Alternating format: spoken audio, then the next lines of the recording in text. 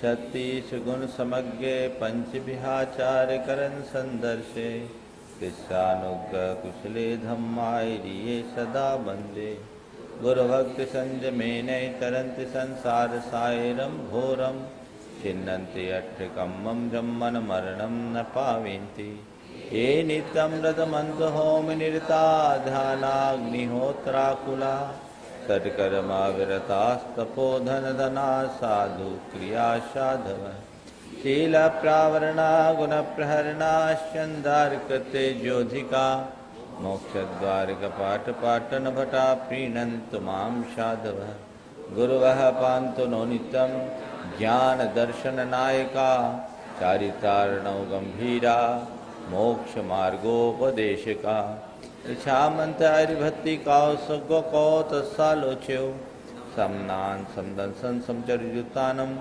पंचविहाचारणम आयरियानम आयरादि सुदनानवदेशयानम ओ अध्यायानम तिर्यन गुणपालन रयानम सव्वसाहूनम निष्कालमंचेमी पूजेमी वंदामी नमनसामी दुख को कम को बोइलाओ स्वयं स्वायमनम जिनगुण संपत्ति हो मध्यम बंदित सर्व सिद्धे धूममल मनोवमम गदिम पत्ते बोछामि समय पाहुड़ मिनमो सुध केवली भंडम।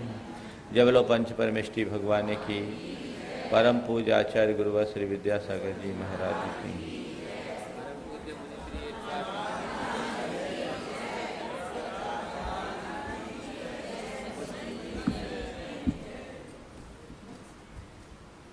प्रसंग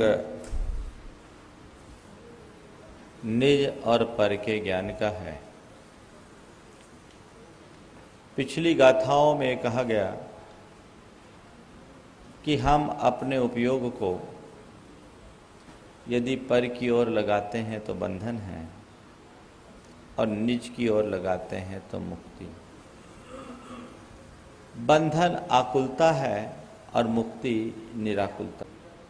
बात चल रही थी कि स्व में रमने में स्व के साथ अपनी धारा को जोड़ने से मुक्ति है और पर के साथ संबंध बनाने में बंधन है।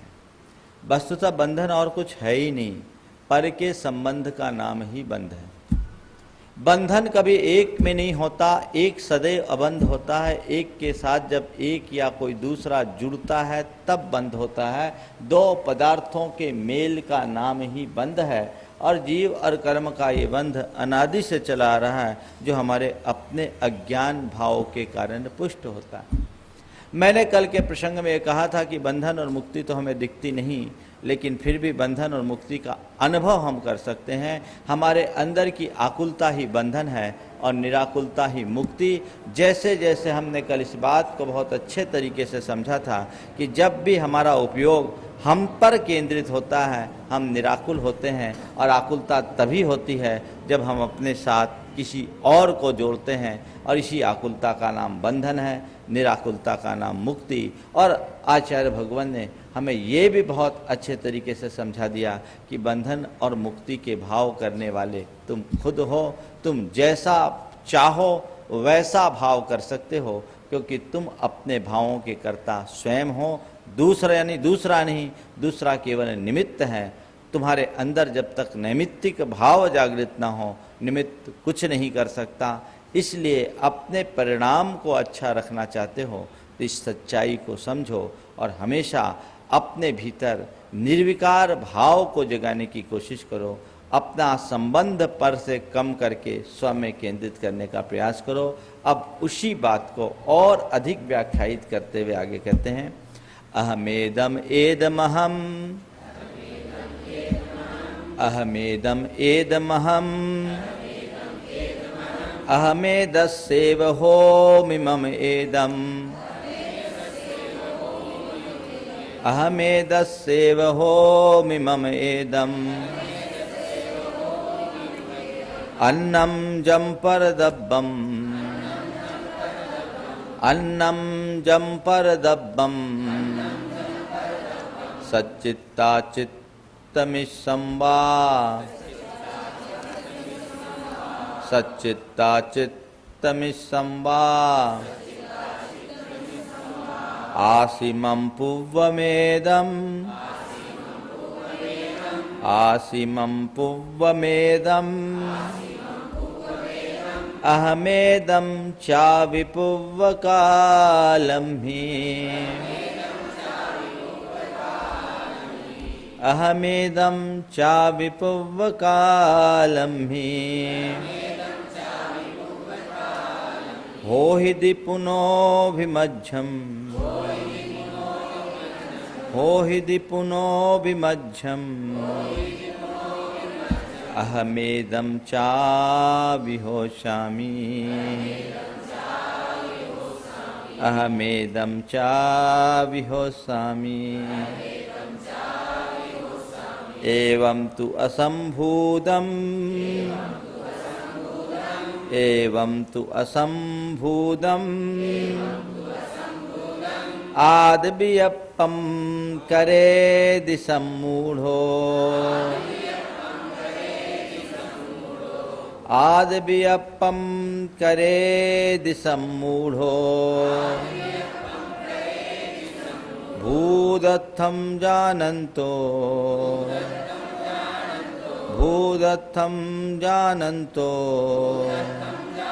न करे दुदुतम् असम्मूढो न करे दुदुतम् असम्मूढो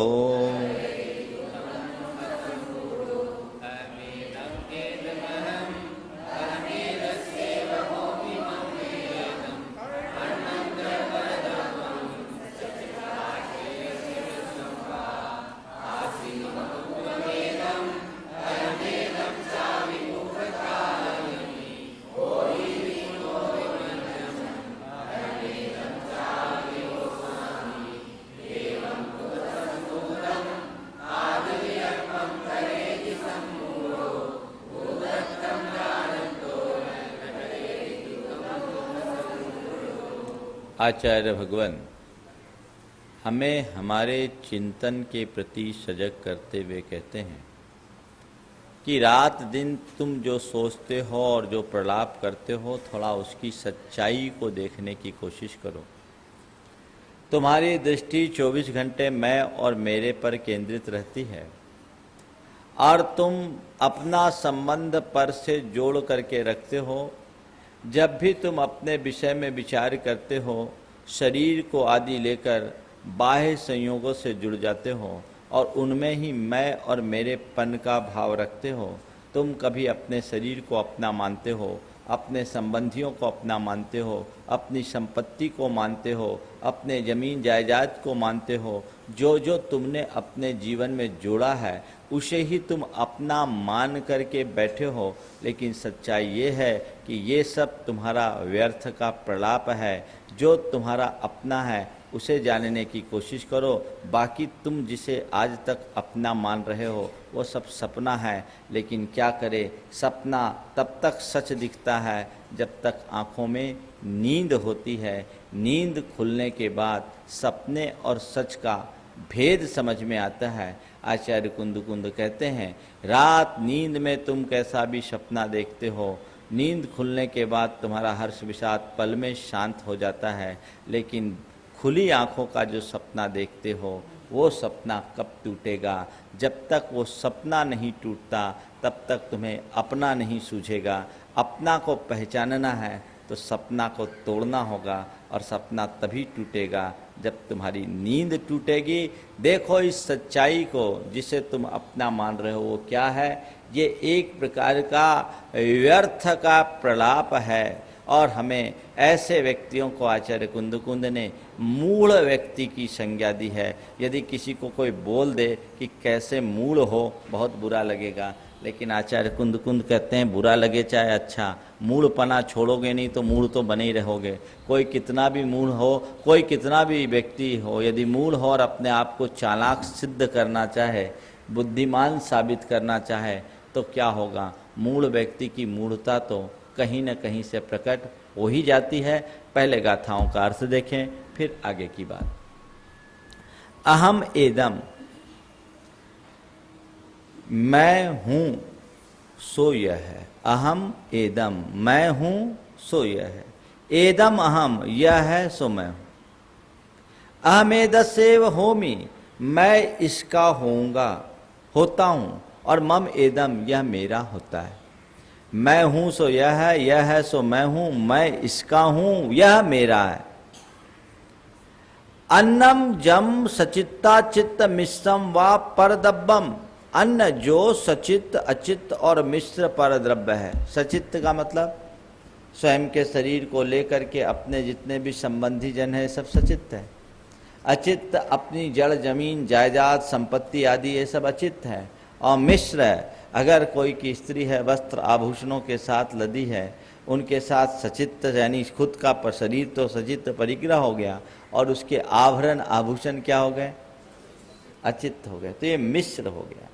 तो जो भी आत्मा से बाहर सचित्त अचित्त या मिश्र पर द्रव्य है, या मैं हूँ, मैं यह हूँ, यह मेरा है, मैं इसका हूँ, ये तो केवल वर्तमान काल की बात। सचित्ता चित्त वही तो मिश्र हो गया। सचित्त यानी चेतन, हाँ, सचित्ता चित्त मिश्रम वा, सचित्त अचित्त और मिश्र, मिश्र को क्या बोलेंगे, सचित्ता चित्त बोलेंगे।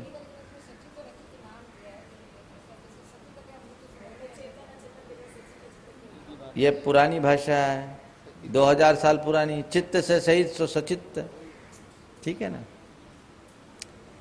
अर्थ वही है, एक शब्द का अर्थ अपने अपने समय में होता है। जिस समय में जो भाषा जैसी रूढ़ होती है उसका वैसा अर्थ होता है, समझ गए। आज हम किसी को पाखंडी कहते बुरा लगेगा। एक जमाने में पाखंडी का अर्थ होता था साधु। पाखंडी का मतलब होता था साधु। पाखंडी कौन, जो पापम खंडयति इति पाखंडी, जो पाप का खंडन करे सो पाखंडी। लेकिन आज हम वो अर्थ नहीं ले सकते हैं। आज अगर किसी को पाखंडी कह देंगे तो बुरा लग जाएगा। तो भाषा का अर्थ देश काल के अनुरूप बदलता है। पुराने समय में सचित्त शब्द का ही ज़्यादा प्रयोग होता था और सचित्त का अर्थ ही ये है, एकदम सार्थक अर्थ है। जो चित्त से युक्त हो वो सचित्त, और जो चित्त से रहित हो अचित्त। तो सचेतन कहो और सचित्त कहो, बात एक है। तो जड़ चेतन या मिश्र पदार्थों के प्रति यह मैं हूँ, मैं यह हूँ, यह मेरा है और मैं इसका हूँ, ऐसा ये वर्तमान काल। आसी मम पुब्बम एदम, एदम मम पुब्ब आसी पुब्बम आसी, ये मेरा पहले था। अहम एदम चाबी पुब्ब कालम में, मैं भी इसका पूर्व काल में था। ये पहले मेरा था, मैं पहले उसका था। हो ही दी पुनो भी मध्यम, ये भविष्य में मेरा होने वाला है। अहमेदस चा भी हो सामी, मैं भी इसका भविष्य में होने वाला हूं। हाँ? यह भविष्य में मेरा होने वाला है, मैं भविष्य में इसका होने वाला हूं। ये सब क्या है? एदम तु असंभूतम आद वियप्पम, यह सब असंभूत अवास्तविक झूठा। असंभूत का मतलब झूठा अवास्तविक अयथार्थ व्यर्थ का, आद भी अपम आत्म विकल्प करेदी करता है कौन? सम्मूढ़ो। मूढ़ भी नहीं बोल रहे हैं, क्या बोल रहे हैं? सम्मूढ़, जो अच्छे से मूढ़ है। अज्ञानी बहिरात्मा, जिसे अपने जीवन की सच्चाई का बोध नहीं है, अपने स्वरूप का ज्ञान नहीं है, ऐसे मूढ़ व्यक्ति को, मूढ़ किसको बोलते हैं? हाँ? मूढ़ और मूर्ख में अंतर है, समझ गए? मूढ़ और मूर्ख, विद्वान और ज्ञानी। पहले गाथा का अर्थ ले लो फिर बताता हूं। एवं तो असंबोधम आदवियपम समूढ़ो करे दी, इस प्रकार का अयथार्थ अवास्तविक झूठा आत्मविकल्प मूढ़ व्यक्ति करता है। लेकिन भूधत्थम जानंतो, जो भूतार्थ को जानता है, जो सच्चाई को जानता है, जो वास्तविकता को जानता है, जिसे भेद विज्ञान की प्राप्ति हो गई, या जो निश्चय के मर्म को जानता है, तम न करे दी, वह ऐसा विकल्प नहीं करता, वो असमूढ़ हो, वो असमूढ़ कहलाता है। वो अमूढ़ है, उसके अंदर मूढ़ता नहीं। मैं कह रहा था दो शब्द हैं, एक मूढ़ता और एक मूर्खता। दूसरा है ज्ञानी और विद्वान। मूर्ख उसको बोलते हैं जो निरक्षर। मूर्ख किसको बोलते हैं? जो अक्षर ज्ञान से शून्य है। ठीक है, स्कूल कॉलेज में पढ़ करके व्यक्ति को मूर्ख से विद्वान बनाया जाता है। अक्षर ज्ञान नहीं है, अक्षर ज्ञान हो जाए वो विद्वान हो गया। समझ गए? तो जिसे अक्षर ज्ञान नहीं है वो मूर्ख है, और जो अक्षर ज्ञान प्राप्त कर लिया विद्वान है। लेकिन मूढ़ और ज्ञानी क्या है? मूढ़ वो है जिसे आत्मज्ञान नहीं है, और ज्ञानी वो है जो आत्मज्ञानी है। समझ गए? मूर्ख से विद्वान बनना सरल है, मूढ़ से ज्ञानी बनना कठिन। अच्छे अच्छे विद्वान भी मूढ़ हो सकते हैं, और अच्छे अच्छे निरक्षर भी ज्ञानी बन सकते हैं।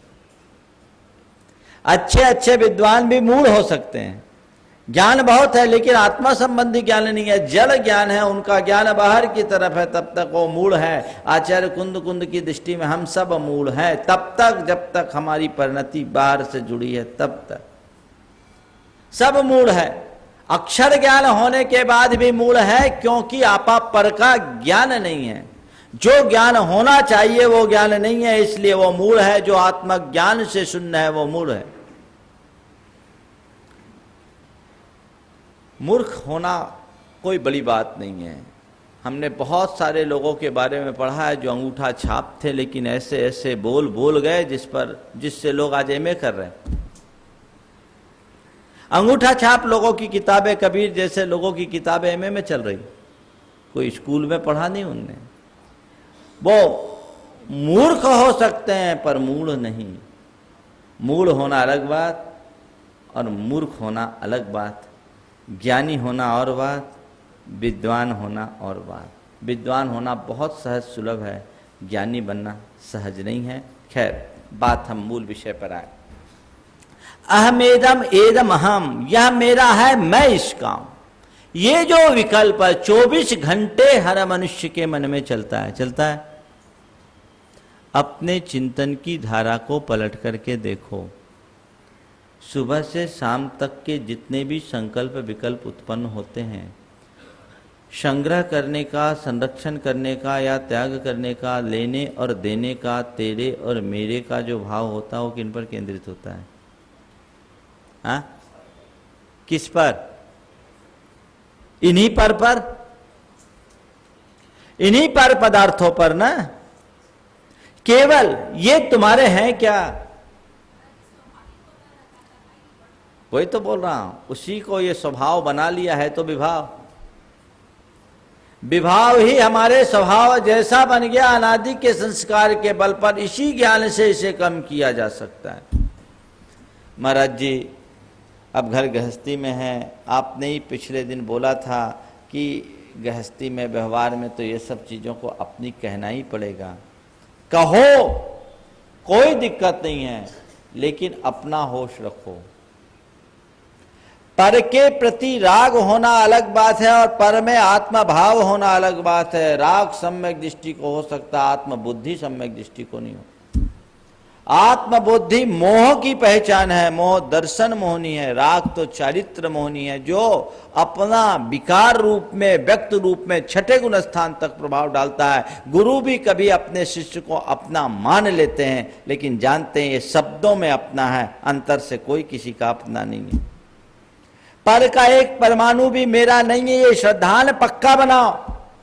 ये श्रद्धान पक्का हो जाएगा तो किसी के आने में ज्यादा हर्ष नहीं और जाने में ज्यादा विषाद नहीं होगा। संयोग में ज्यादा आनंद नहीं मानोगे, वियोग में विचलित नहीं होगे। ये हर्ष विषाद संयोग वियोग में जो होता है, किस कारण से होता है? तत्व ज्ञान के अभाव में। श्रद्धान तो पक्का रखो, सबके बीच रहो, लेकिन स्वयं में रमो।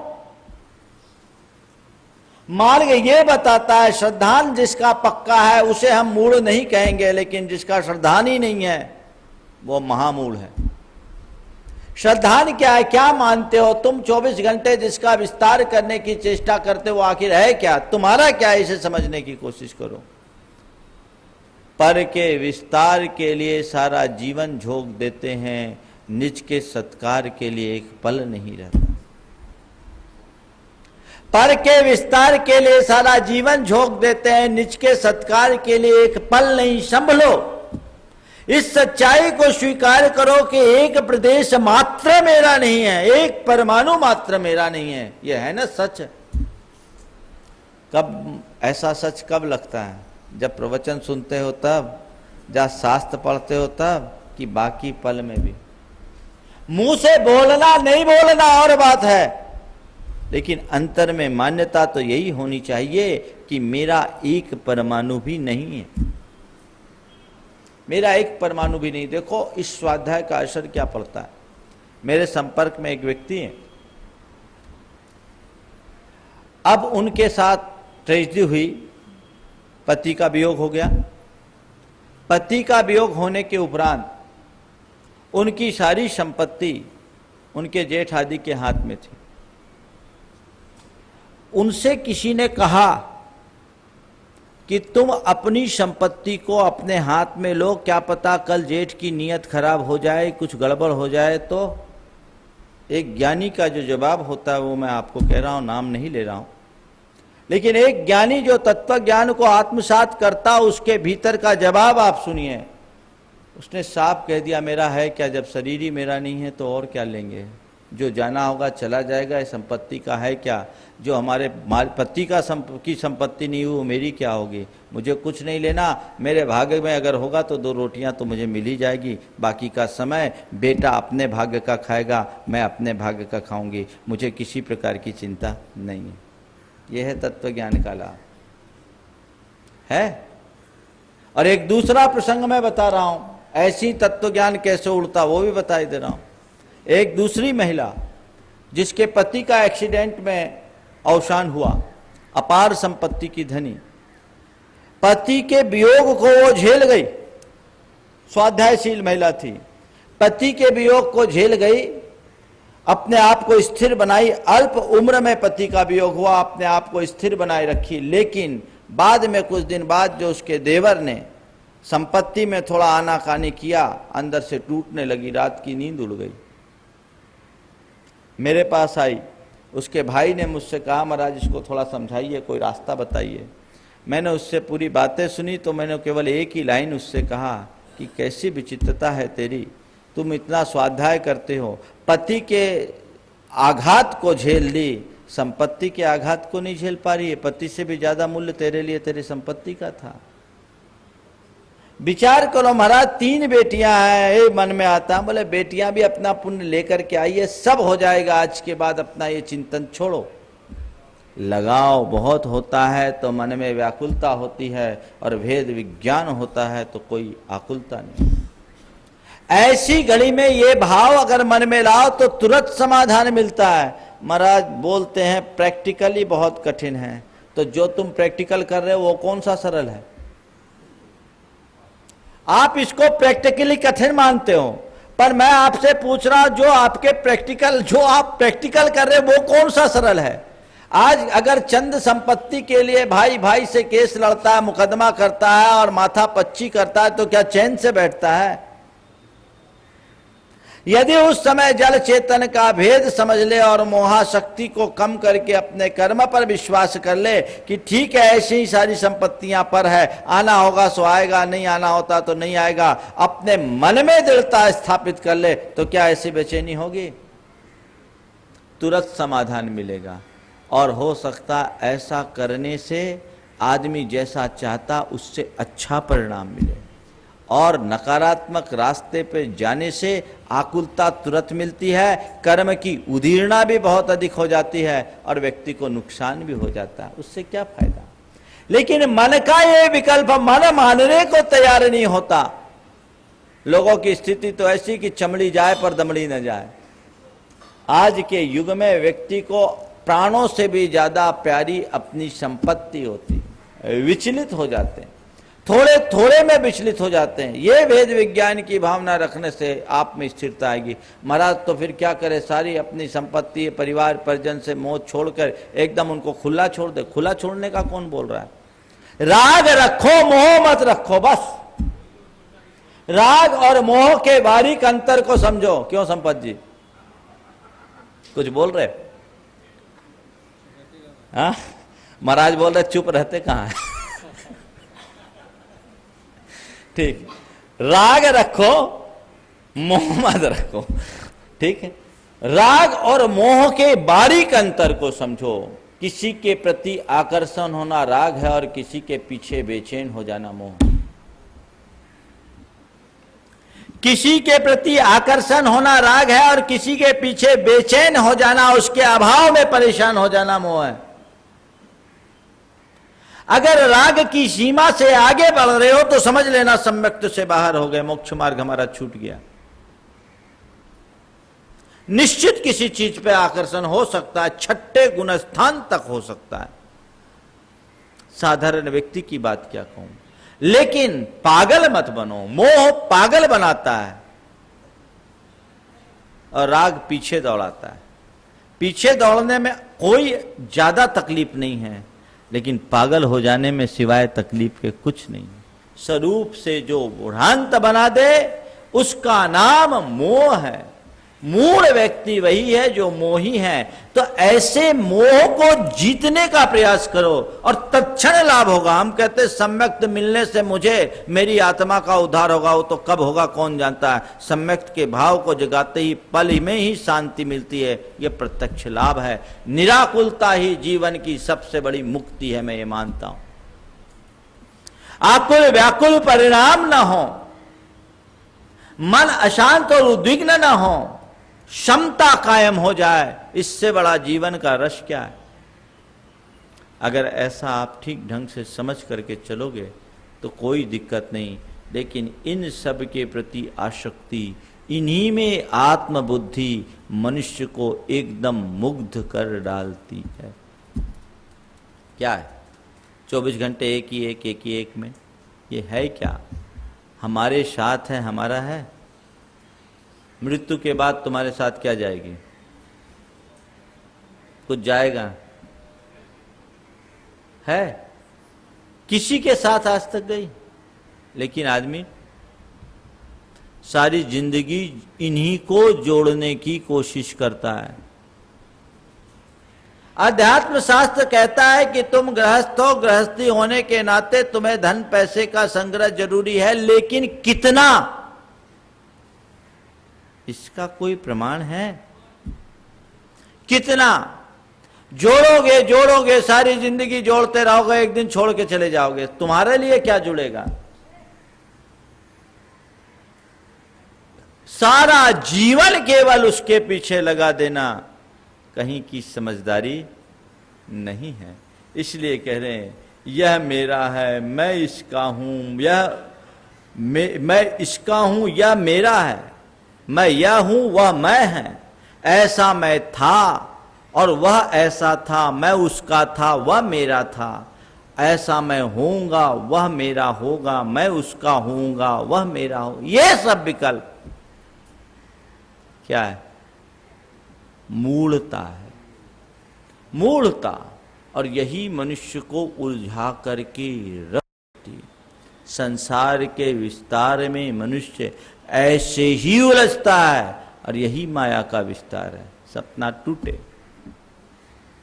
एक बड़ी पुरानी कहानी याद आ गई। एक राजा था, उसका इकलौता बेटा था, कई दिनों से बीमार था, पूरे शरीर में दाहत ज्वर था। राजा ने खूब उपचार कराए पर बेटे का ज्वर उतरने को नहीं। एक दिन ज्वर उसका कुछ ज्यादा तीव्रता पर था। राजा रानी कई दिनों से उसके उस बीमारी के कारण सोए नहीं थे। बेटा ज्वर से ग्रस्त था, उसका शरीर उत्तप्त हो रहा था, पड़ा पड़ा करा रहा था और माता पिता जितना बना उपचार करके वहीं बैठे थे। अचानक राजा को झपकी आ गई और झपकी आने के बाद स्वप्न देखना शुरू कर दिया। स्वप्न में उसने देखा कि वो एक बहुत बड़ा राजा है। वह एक बहुत बड़ा राजा है, सारे भूखंड पर, सारी धरती पर उसका एक छत्र साम्राज्य है। उसके 7 बेटे हैं। इस धरती के सारे राजा उसके शरणागत है, सब अपना भेंट उसे समर्पित करते हैं। 7 बेटे बड़े प्रतापी और पराक्रमी हैं। बहुत बड़ा राज ठाट बाट सब कुछ चल रहा है। सपने में ये सब क्रम चल रहा है। इसी बीच उसके बेटे को हिचकी आई, उसके प्राण पखेरु उड़ गए। उसके बेटे को हिचकी आई, प्राण पखेरु उड़ गए और रानी चीखी। रानी की चीख सुनकर इसकी नींद खुली, झांका, देखा कि उसका बेटा निढाल पड़ा है, मर चुका है। वो जोर जोर से हंसने लगा। राजा जोर जोर से हंसने लगा। रानी ने कहा, ये क्या पागलपन है, ये तो मातम मनाने का क्षण, आप हंस रहे हो, आपका इकलौता बेटा मर गया। तो राजा ने कहा, बस मैं इसीलिए तो हंस रहा हूं, मैं ये सोच रहा हूं कि इस एक के मरने पर रोऊं कि उन 7 के मरने पर रोऊं। जब वो 7 जिंदा थे तो ये एक नहीं था, और जब ये एक था तो वो 7 नहीं है। मैं किसके लिए मरूं, किसके लिए रोऊं? आज मेरी आंखें खुल गई। मैं जिस एक के पीछे पागल था वो भी एक सपना था, और जिन 7 को अभी देख रहा था वो भी एक सपना था। अंतर केवल इतना था कि वो बंद आंखों का सपना था, ये खुले आंख का सपना था। उस सपने को मैं सपना मानता था और इस सपने को अपना मानता हूँ। जब तक अपना मानोगे यही हाल होगा। इसलिए सबको सपना मानना शुरू कर दो। सपना तो सपना है, कुछ भी नहीं अपना है। ये एक सच्चाई अगर दिमाग में बैठ जाए, जीवन की धारा मुड़ जाए। बड़े बड़े लोगों के जीवन में ये बातें आती है। हम इतिहास के अनेक महान पुरुषों के जीवन चरित्र को देखते हैं, वे गृहस्थ होकर के भी सपने और सत्य के भेद को जानते थे और इसी के बल पर अपने आप को स्थिर रखते थे। जनक जी के विषय में एक कथा आती है, बहुत प्रेरक है। जनक जी के दरबार में व्यास जी कथा वाचने के लिए आए, अध्यात्म का निगूढ़ तत्व परोसने के लिए। सारे दरबारीगण आ गए, नागरिकगण भी आ गए। जनक जी को आने में कुछ विलंब था और व्यास जी उनकी प्रतीक्षा करने लगे। लोगों ने उलाहना देना शुरू कर दिया, ये क्या बात है, अरे आत्मा के तत्व के विषय में तो किसी की प्रतीक्षा करनी ही नहीं चाहिए, ये तो अध्यात्म की बात है, इसमें राजा रंग सब बराबर होता है। और व्यास जी जनक जी की प्रतीक्षा क्यों कर रहे हैं, ये तो पक्षपात है। व्यास जी जैसी व्यक्ति को ऐसा भेद नहीं करना चाहिए, चाहे राजा हो या रंक, उन्हें तो अपना वक्त होते ही कथा का वाचन प्रारंभ कर देना चाहिए, उस निगूढ़ उपदेश को सुनाना शुरू कर देना चाहिए, अपने उपदेशामृत की वर्षा कर देनी चाहिए। व्यास जी ने लोगों से सुना, कुछ नहीं कहा। थोड़ी देर बाद जनक जी आ गए और अपनी बात कहना शुरू की, वो अध्यात्म का उपदेश देना शुरू किया। इसी बीच व्यास जी ने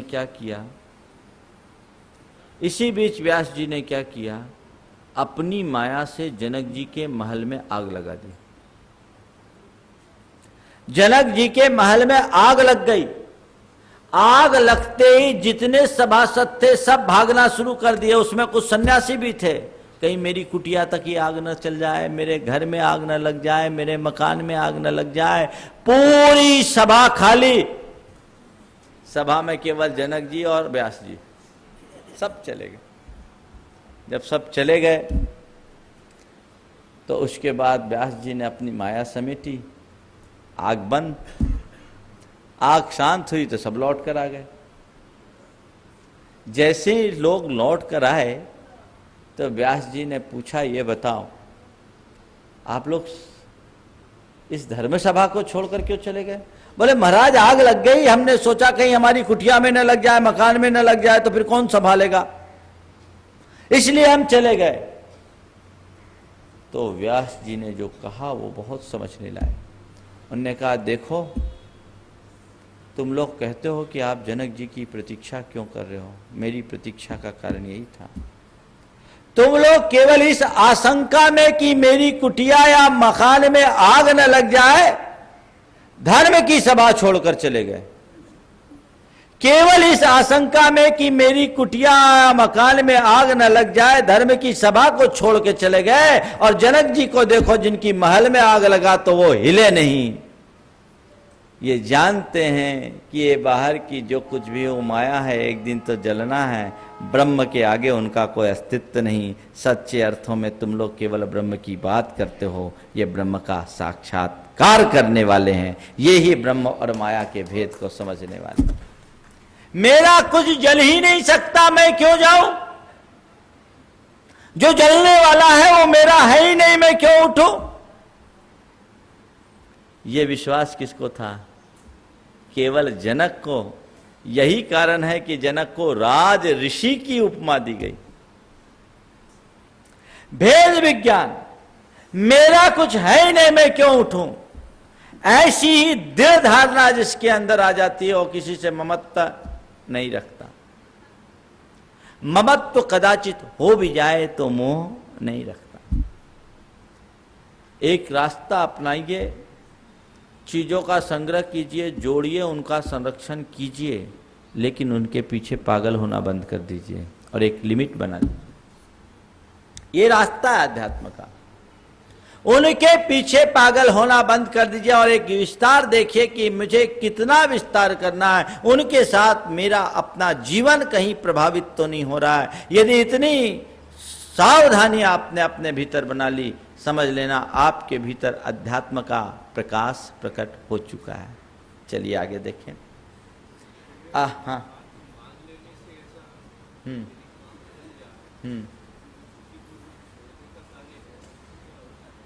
बहुत अच्छा प्रश्न किया है। पूछा महाराज, मान लेने पर अगर अपना काम चल जाए तो बुद्धिपूर्वक छोड़ने की फिर क्या आवश्यकता है? मैं आपको बताऊं, मैं अभी किस लेवल पर बात कर रहा हूं। जैसे छोटा बच्चा रोता है ना, तो उसको केवल निप्पल पकड़ा देते हैं। अभी दूध का बोतल थोड़ी दिया है, अभी तो निप्पल दिया है कि तेरा रोना रुक जाए। शरीर में पुष्टि तो तब होगी जब दूध का बोतल डालोगे। आत्मा का वास्तविक आनंद तो तभी होगा जब सब छोड़कर निर्गंथ बनोगे। लेकिन जब तक छोड़ने की गुंजाइश नहीं है, तब तक इन गाथाओं का कुछ सार आत्मसात करके अपनी आकुलताओं को तो कम करो। यह भ्रम मत पालना। ऐसे ही छूटेगा, अगर पर मानोगे तभी छूटेगा, नहीं तो छूटने वाला नहीं है। और जितना कोशिश हो करो, छोड़ो। अपनी आकुलता को घटाने का एक ही रास्ता है, पर से जितना अपना संबंध बना आकुलता बढ़ी, संबंध घटा आकुलता घटी। ये संबंध कब घटेगा? जब स्व और पर की भिन्नता को मानोगे तब, अंदर से स्वीकार करोगे तब, उसके अभाव में नहीं।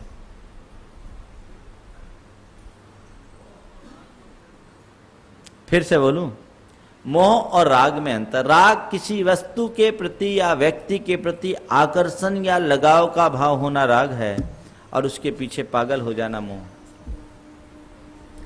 किसी वस्तु के को पाने की इच्छा रखना राग है, और किसी वस्तु के बिना न रह पाना मोह है।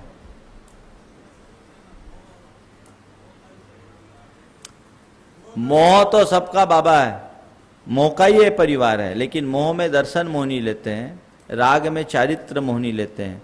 सम्यक दृष्टि को दर्शन मोह का अभाव होता है, चारित्र मोह का नहीं। तो राग रहता ही है, रह नहीं सकता, रहता है सराग। कहाँ तक है? छठे गुणस्थान तक सब सराग है, व्यक्त विकार रूप राग है। मुझे आपसे राग नहीं होता तो मैं यहां आके क्यों बैठता? यह अलग है कि महाव्रती को विषयानुराग नहीं रहता, धर्मानुराग रहता है। लेकिन राग है ना, राग थोड़ी छूटा। आचार्य कुंद कुंद को हम लोगों के उद्धार का राग नहीं होता तो समय सार काय को लिखते हैं? अभी प्रशस्त राग है, वो एक अलग चीज है। धर्मानुराग है, प्रशस्त राग है, जिसको आप पॉजिटिव राग की संज्ञा दे रहे हैं, ठीक है। लेकिन मेरा कहना है कि राग और मोह में अंतर। प्रवचन का राग होना अलग बात है, और प्रवचन का मोह होना भी खतरनाक है। ये भी मोह होता है, पता है? अगर कोई सुनने वाला ना आए तो बेचैन हो जाए, मुश्किल हो जाए। ये मोह है। सुनो एक बात बता रहा हूं, मैं संघ में था, राग और मोह की बात बताता हूं। मैं गुरुदेव की खूब सेवा करता था और उनके चरणों में ही सोता था। मेरा ये नित्य का क्रम था, ब्रह्मचारी अवस्था से लेकर जब तक संघ में रहा। तो अपना सारा कार्य करके, स्वाध्याय आदि करके, कोई बीमार साधु की सेवा करके, अंतराय वालों की सेवा करने के उपरांत मैं करीब 9:30 बजे के आसपास गुरुदेव के चरणों में जाता, उनकी वैयावृत्ति करता और जब उनको नींद आ जाती तो वहीं अपनी चटाई बिछा के सो जाया करता था। ये रोज का क्रम था। फिर बाद में मेरी क्षुल्लक दीक्षा हो गई तो भी मैं करता। कभी अंतराय वगैरह के कारण आचार्य महाराज देर से सामायिक से उठे और मैं जल्दी सो गया तो ऐसा होता था कि बीच में 11 बजे 11:30 बजे मेरी नींद खुलती और आचार्य श्री सोए रहे तो भी मैं उनके पैर दबाने लगता था। ये मेरी एक आदत सी हो गई। एक रोज नैनागिर की बात है, 1986 के जनवरी महीने की। उन्होंने मुझसे कहा कि देखो, जैसे परिवार का मोह होता है वैसे ही गुरु का मोह भी खतरनाक होता है। जैसे परिवार का मोह होता है वैसे गुरु का मोह भी खतरनाक होता है। गुरु के प्रति भक्ति रखो, मोह नहीं। सेवा करो, कल तुम्हें व्याकुलता दे देगी। तभी मुझे लगा उसी दिन महाराज जी ने 3 मुनिराजों को अलग संघ से बाहर कराया, बिहार कराया। समय सागर जी, योग सुधा सागर जी और सरल सागर, 3 का बिहार हुआ। मेरे मन में आया कभी मेरा भी ये नंबर हो सकता है, परेशानी हो जाएगी। और आज गुरुदेव ने बिल्कुल सही बात कह दी। मैंने अपनी धारा मोड़ी, नहीं तो सच में वो राग नहीं मोह की दिशा में जा रहा है। भक्ति में भी मोह हो जाता है। आप कह रहे प्रवचन का भी मोह हो सकता है, उससे ही बचना है। और मोह कब प्रकट हो जाता है पता ही नहीं लगता। समझ गए? वो संभालने का ये रास्ता है तत्व ज्ञान। दर्शन मोह का प्रभाव तो कम से कम न पड़े और चारित्र मोह को जीतने का प्रयास करो, जिससे मुक्ति का रास्ता प्रशस्त हो सके। और कोई दूसरा उपाय ही नहीं है, एकमात्र रास्ता। चले आगे। अहम इदम परद्रव्यम इदम अहम भवामी। मैं यह परद्रव्य हूं, मैं यह हूं, यह परद्रव्य मैं हूं।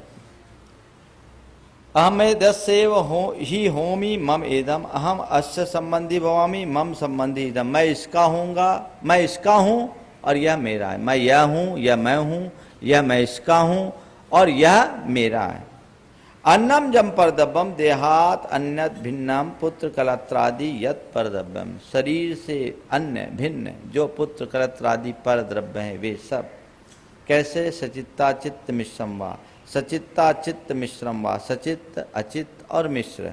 गृहस्थच्च गृहस्थापेक्षा सचित्तम स्त्री आदि, अचित्तम सुवर्ण आदि, मिश्रम साभरण स्त्री आदि। गृहस्थ की अपेक्षा सचित्ता चित्त क्या है? तो सचित्त में अपनी स्त्री आदि हो गई, अचित्त में धन पैसा आदि स्वर्ण आदि हो गया और मिश्र में साभरण स्त्री आदि, जो अभी मैंने बताया। अथवा तपोधनापेक्षा मुनि के लिए भी सचित्तम छात्रादि शिष्य, अचित्तम पिच्छी कमंडल पुस्तकादिकम, ये अचित हो गए। और मिश्रम उपकरण सहितम, उपकरण सहित छात्रादि, सब सारे उपकरण सहित शिष्य आ जाए। अथवा सचित्तम रागादि, अचित्तम द्रव्य कर्मादि, मिश्रम द्रव्य भाव कर्म द्वयम। और सूक्ष्म हो गए, रागादि को सचित, अचित्त को कर्म और द्रव्य कर्म और भाव कर्म दोनों हो गए मिश्र। ये भी परिग्रह है यदि उनमें आत्मबुद्धि। हाँ, सच्चे अर्थों में कहें तो यही परिग्रह है, बाकी तो सब इसी का असर। हाँ यही परिग्रह बहुत जन्मों से साथ है। अथवा विषय कसाय रहित निर्विकल्प समाधिस्थ पुरुषापेक्षा सचित्तम सिद्ध परमेष्टि स्वरूपम। और देखो अध्यात्म, ये धन पैसा परिग्रह है, सगे संबंधी परिग्रह है, हो गया। शिष्य शिष्याएं परिग्रह, ये भी हो गया। अब बोलते हैं नहीं, राग आदि विकार और ये कर्म भी परिग्रह है, बोले ये भी समझ में आ गया। बोलते नहीं, इतना ही नहीं समझा। निर्विकल्प समाधि में जाओ, विषय कसाय सहित निर्विकल्प समाधि आत्मा में लीन होने वाले के लिए तो सिद्ध परमेष्टि का स्वरूप भी सचित्त परिग्रह है। सिद्धों का जब तक आलम्बन लोगे आत्मा में नहीं डूब पाओगे। बहुत कठिन है मुक्ति। 6 महीना 8 समय में 608 ही जा पाते हैं, बहुत टफ कॉन्टेस्ट है। 29 अंक प्रमाण मनुष्य अनंत जीव राशि में से मात्र 608 मुक्ति को पा पाते हैं। तो हंसी खेल है क्या? सिद्ध परमेष्टि का आलम्बन भी सचित्त परिग्रह है। पर का संपर्क ही परिग्रह अध्यात्म कहता है। बिल्कुल, वो तो महापरिग्रह, महापरिग्रह। अभिमान तो होना ही नहीं चाहिए, विकार है, पतन का कारण है। आगे चले। अचित्तम पुद्गलादि पंचद्रव्य रूपम, अन्य द्रव्यों का आलम्बन लो, पुद्गल धर्म अधर्म आकाश काल, इनका भी ध्यान करो तो ये परिग्रह है। आत्मा को छोड़कर अन्य किसी का आलम्बन सब परिग्रह। 6 द्रव्य का आलम्बन भी परिग्रह। निश्चय की बात है। मिश्रम, और सुनो, मिश्र गुणस्थान जीवस्थान मार्गनादि परिणत संसारी जीव स्वरूपमिति। गुणस्थान के चिंतन करो, मार्गना का चिंतन करो, जीव समाज का, सब परिग्रह आत्मा से बाहर है। किसके लिए है? समझ गए? सुनो, ये उपदेश पात्रानुरूप दिया जाता है। आचार्य कुंद ने इसी बात को लिखते हुए अष्टपाहुड़ में लिखा है एक जगह। पहले इन सब चीज़ों को परिग्रह बता दिया, ये सब अपने आत्मा के ध्यान में बाधक बता दिया। फिर लास्ट में कहते हैं सब विरुवो विभाव मग्गन ठानाई गुलट ठानाई, कि तू सर्वविरत हो गया है, फिर भी मार्गना स्थान और गुण स्थानों का भाव ताकि अपने परिणाम को संभाल सको। आत्मा में डूबो तो ये सब छोड़ दो, क्योंकि इनको पकड़े रहोगे तो आत्मा में नहीं डूब पाओगे। लेकिन जब आत्मा में न डूब करके विषय कसाय में डूबने का प्रसंग आ रहा है तो इनमें रम जाओ। तो गुणस्थान जीवस्थान मार्गनादि परिणत संसारी जीव के स्वरूप को अगर आप इनसे जुड़ते हैं तो ये सब परिग्रह है, पर है। ये वर्तमान काल की गाथा हुई, बिल्कुल शुद्ध परिग्रह। परिग्रही का ही ज्ञान आचरण में नहीं आता, समझ गए? और ज्ञान को पूर्णतः आचरण में लाने के लिए निष्परिग्रही बनना ही पड़ता है। या यूं कहूं कि निष्परिग्रही बनना ही ज्ञान को आचरण में ढालना है, उसका प्रमाण है। आसी इत्यादि, आसी मम पुब्बमेदम आशीत मम पूर्वमेतर, अहम एदम चाबि पूर्व कालमी, अहम इदम चाबि चैव पूर्व काले। यह पहले मेरा था, मैं यह था पूर्व काल में। होइद पुनो विमज्जम भविष्यति पुनरपि मम, भविष्य में यह मेरा होगा। अहम एदम चाबि होसामी, अहम इदम चैव पुनर्भविष्यामी, और मैं भी भविष्य में यह होऊंगा। इति भूत भावी कालापेक्षया गाथा गता। एवं एदम इत्यादि, एदम इमं तु पुनः असंभूतम असद्भूतम कालत्रय परद्रव्य संबंधी मिथ्या रूपम। ये जो 3 कालिक त्रैकालिक मिथ्या, त्रिकालिक झूठ जो कभी सच नहीं हो सके, समझ गए? ऐसा झूठा विचार विश्वास कौन रखता है? आद वियपम आत्म विकल्पम अशुद्ध निश्चय न जीव परिणामम। ऐसा जो आत्मा का विचार, ऐसा जो जीव का परिणाम है, अशुद्ध नय से, शुद्ध नय से तो जीव में ऐसे परिणाम होते ही नहीं। करोति करता है, सम्मूढ़ सम्यक मूढ़ अज्ञानी बहिरात्मा, पूरी तरह से मूढ़ अज्ञानी और बहिरात्मा कहलाता है। भूदर्थम भूतार्थम निश्चयनयम जानन्तो जानन सन न करोति दु पुनः कालत्रय पर द्रव्य संबंधी मिथ्या विकल्पम असमूढ़ो असमूढ़ सम्यक दृष्टि अंतरात्मा ज्ञानी भेदा भेद रत्नत्रय भावना रत है। लेकिन निश्चय के माध्यम से वस्तु के स्वरूप को जिन्हें जान लिया, वो वस्तु के वास्तविक स्वरूप को जानने वाला 3 काल में भी ऐसा मिथ्या विकल्प नहीं करता। वह असमूढ़ होता है, यानी सम्यक दृष्टि होता है, अंतरात्मा होता है, ज्ञानी कहलाता है। वो कौन है? भेदा भेद रत्नत्रय की भावना में रत है यानी प्रवृत्ति और निर्वृत्ति में जीने वाला निर्ग्रंथ है। मुनि नीचे की अपेक्षा से ले लें तो कदाचित श्रावक और अव्रत सम्यक दृष्टि भी इसमें लिए जा सकते हैं। क्लियर हो गया? आगे चलूं? समय भी हो गया है। हाँ, यही चलने दें कि प्रवचन करें? इसी को चल दें, आज लेट हो गई गाड़ी, 15 मिनट इसी को ले लेते हैं, दोनों काम हो जाएगा, एक साथ छोड़ देंगे। हाँ क्या? सुनो सुनो, ये बात ये है, ये जो परिग्रह कहा गया है, परिग्रह का मतलब ये मत समझना मूल रूप से व्यवहार में 14 प्रकार के और 10 प्रकार के, ठीक है। अंदर 14 भेद बाहर संग 10 धाते तेरे, ये 24 प्रकार के परिग्रह हैं, ये परिग्रह है। लेकिन यहाँ अध्यात्म की दृष्टि से देखा जाए तो परिग्रह का मतलब पर की उपाधि, यानी पर के संसर्ग को यहाँ परिग्रह कहा है। और ऐसे परिग्रह का मतलब है मूर्छा परिग्रह, मूर्छा का नाम परिग्रह है, पर की आसक्ति का नाम। तो ये अध्यात्म शास्त्र कहता है जब तक परद्रव्य का आलंबन टिका है तब तक जीव स्वयं में स्थिर नहीं हो सकता। इसलिए स्वयं में स्थिर रखने के लिए सर्व संकल्प विकल्पों को छोड़ना पड़ेगा। शुद्धात्मा द्रव्य के आलंबन के अलावा अन्य द्रव्य के आलंबन से मुक्ति नहीं हो। यह आचार्य कुंद का कथन है। चलो एक विशेष प्रसंग आ गया, लेकिन जब हम सिद्धांत ग्रंथों की बात करते हैं तो सिद्धांत ग्रंथों में शुक्ल ध्यान और धर्म ध्यान में छहो द्रव्य का आलंबन हो सकता है, शुद्ध द्रव्य के आलंबन से मुक्ति हो सकती। पर आचार्य कुंद कहते हैं छोड़ो ये सब बातें, आत्मा का आलंबन लोगे तभी आत्मा की प्राप्ति कर सकोगे, बाकी बातें तो सब गौण है। तो यहाँ आगे आएगा कि मार्गना स्थान, गुणस्थान, जीवस्थान, ये सब आत्मा के स्वभाव नहीं है। शुद्धोपयोग को भी आत्मा का स्वभाव नहीं कहा, शुद्धोपयोग भी आत्मा का स्वभाव नहीं है। शुद्धोपयोग स्वभाव को उपलब्ध करने का साधन है, उपयोग आत्मा का स्वभाव है, अध्यात्म है। अब इन्हीं बातों को लोग नहीं समझ पाते, इसलिए अपच होता है।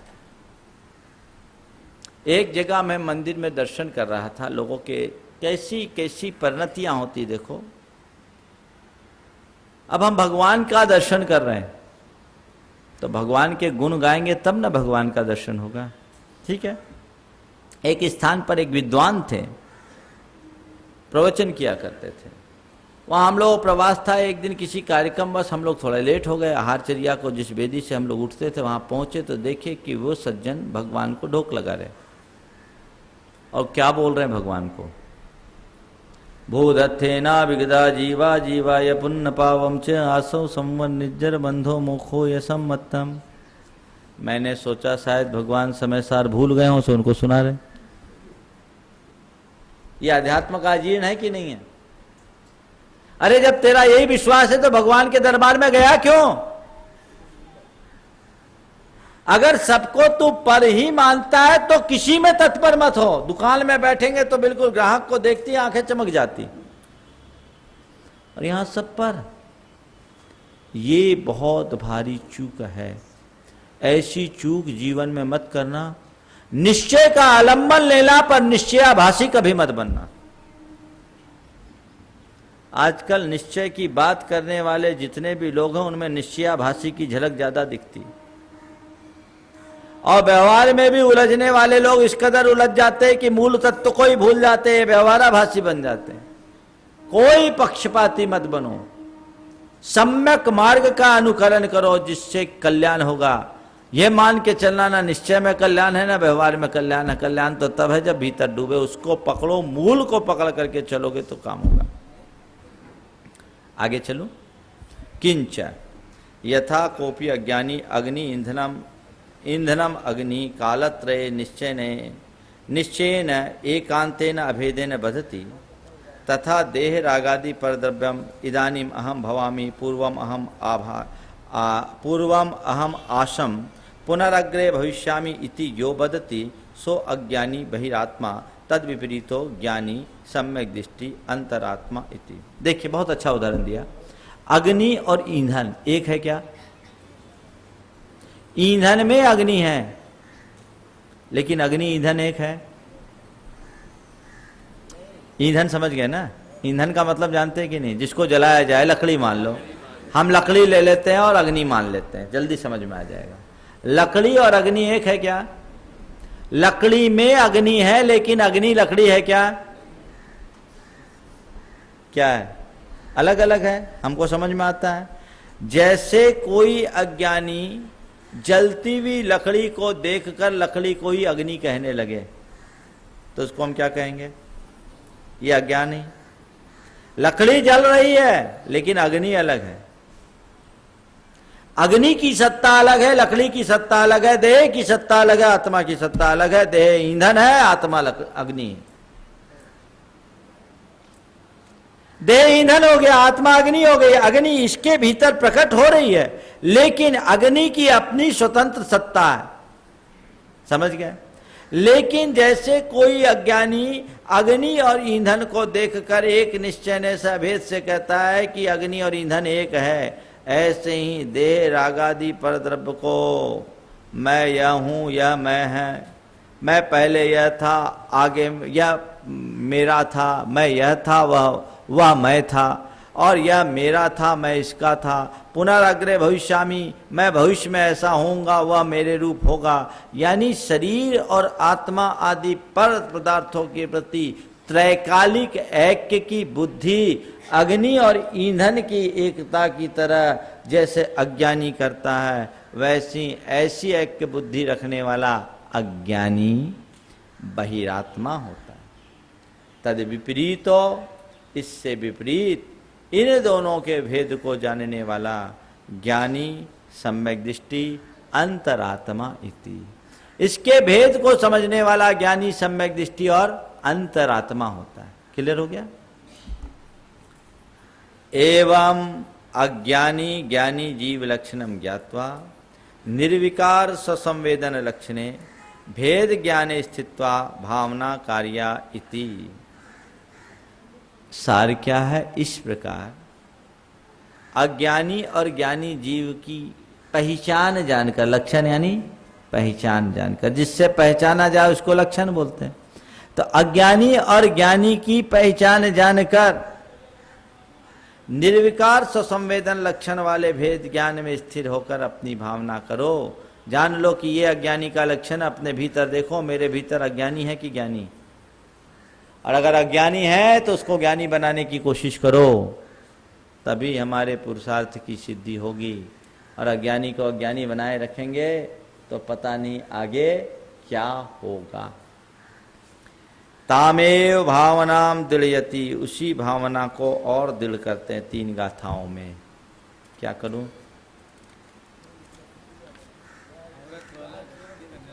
ये इसकी भूमिका है इस गाथा की। हाँ, बहुत अच्छा।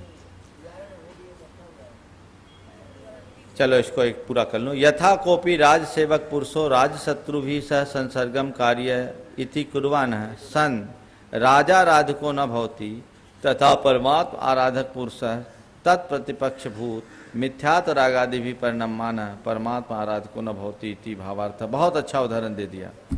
जैसे कोई व्यक्ति राजा का सेवक है, राज सेवक व्यक्ति राजा के शत्रुओं के साथ अगर संसर्ग करे तो क्या वो राजा का आराधक कहलाएगा? क्या बन जाएगा? राजद्रोही। राजा का सेवक होकर के भी अगर राजा के शत्रु से गले मिले तो क्या होगा? राजद्रोही। राजा का आराधक कभी नहीं कहला सकेगा। इसी प्रकार परमात्मा का आराधक करने वाला पुरुष उसके प्रतिपक्षी यानी परमात्मा के लिए शत्रु अहितकर, जो अहितकर है वो सब शत्रु है, ऐसे मिथ्यात रागादि में परिणमन करे तो क्या वो परमात्मा का आराधक कहलाएगा? क्या कहलाएगा? संसार का आराधक कहलाएगा। वो आत्मद्रोही बन जाएगा, आत्म आराधक नहीं कहला पाएगा। ये इसका भावार्थ है। एवं अप्रतिबुद्ध लक्षण कथनेन चतुर्थ स्थले गाथा त्रयम गतम। इस प्रकार अप्रतिबुद्ध का लक्षण बताते हुए ये 3 गाथाएं पूरी हुई। कल इसी बात को और जोर दी जाएगी। ठीक है, इतना ही रखें, क्योंकि जो प्रवचन के भाव से आए हैं उनको भी कुछ न कुछ खुराक तो मिलना ही चाहिए। इतनी बारिश में भी आए हैं तो ये सब के अंदर की लगन को बता रहा है कि पानी गिरे चाहे कुछ, हमको तो चलना ही है। आज हम सोच रहे थे कि पूरे में पानी है, पता नहीं लोग आएंगे कि नहीं आएंगे, लेकिन कलकत्ता वालों को बहुत अच्छा रस लगा हुआ है, पूरे रसिक हैं। और हैबिट है, रस है, रस हैबिट नहीं। हैबिट बनाओगे तो आनंद नहीं आएगा, रस बनाओगे तो आनंद आएगा। इसका रस लो, हैबिट नहीं बनाओ। ये मोह नहीं, ये राग है। ये अच्छे चीज का, और हम तो कह रहे हैं हमसे मोह कर लो, जल्दी तरोगे।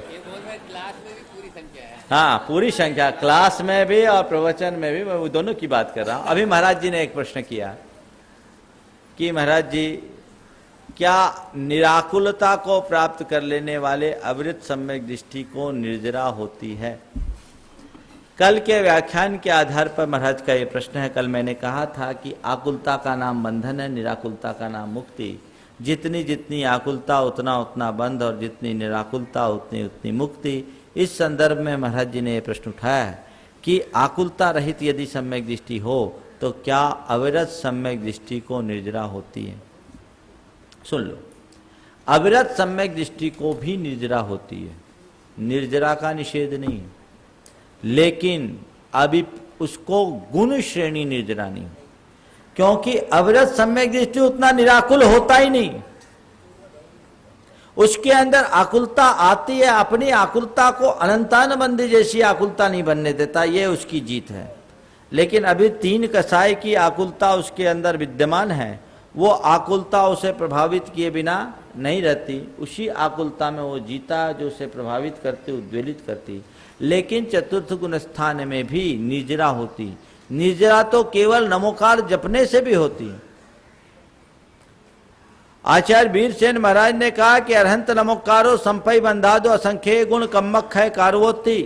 अरहंत भगवान को किया गया नमस्कार, नमोकार का जाप तात्कालिक पुण्य के बंध की अपेक्षा संपय बंधा दो असंख्य गुण कम्मक है खारवोती। असंख्यात गुणी कर्म के क्षय का कारण बन जाता है। निर्जरा का निषेध नहीं, लेकिन भगवती आराधना में अविरत सम्यक दृष्टि की निर्जरा को एक उदाहरण के माध्यम से बताते हुए कहा कि अविरत सम्यक दृष्टि के लिए जो बोला, अविरत सम्मा दिट्ठि से न तवो महागुणो होदी अत्तीनानम चुंदच्युदकम तस्स। कि अविरत सम्यक दृष्टि का जो तप है, उसकी जो साधना है, गुणकारी तो है पर महागुणकारी नहीं है। क्या बोला? गुणकारी तो है, महागुणकारी नहीं। क्या है? होदिव हत्तीनानम, हाथी का स्नान है। क्या है? हाथी का स्नान। वो नहाता है और बाहर निकलता है तो फिर उतना ही धूल अपने ऊपर लपेट लेता है। दूसरा उदाहरण दिया चुंदुच्युद कम्मतस्य। चुंदुच्युद कम जो है मालूम, पुराने जमाने में लकड़ी में ड्रिल करने के लिए बर्मा कमानी रखा जाता था। बर्मा कमानी में एक रहता था, आज भी यूज करते हैं कुछ सूक्ष्म काम के लिए वही, बाकी तो ड्रिल मशीन आ गई और उसमें रस्सी बंधी रहती है, तो इधर खुलता उधर लिपटता है, होता है ना। इसको चुंदुच्युद कर्म कहा है कि ऐसे ही है, जितना वो छोड़ता उतना लपेट लेता, छोड़ता तो है। तो ये ही उसकी उपलब्धि है कि पाप के बंध से बचे और पुण्य के बंध को यथासंभव प्रगाढ़ करे, उसके जीवन का कल्याण होगा। इसका अनुवाद पढ़ लें, फिर थोड़ी सी और चर्चाओं के बाद। हाँ, अनुवाद।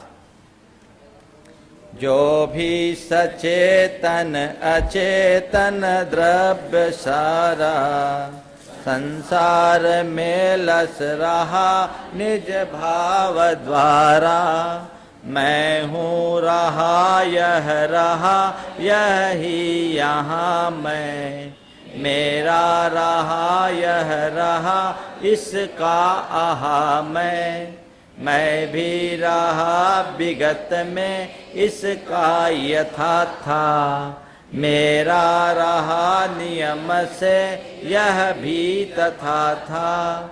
मैं भी नितांत इसका यह भी बनेगा। मेरा भविष्य भर में क्रम यों चलेगा। ऐसा सदैव पर को निज मान लेता, होता तभी दुखित हो वह मूढ़ नेता। पै मूढ़ता न करते मन अक्ष जेता, वे धन्य धन्य मुनि है तत्ववेत्ता। चलिए जिनवानी स्तुति बोलो।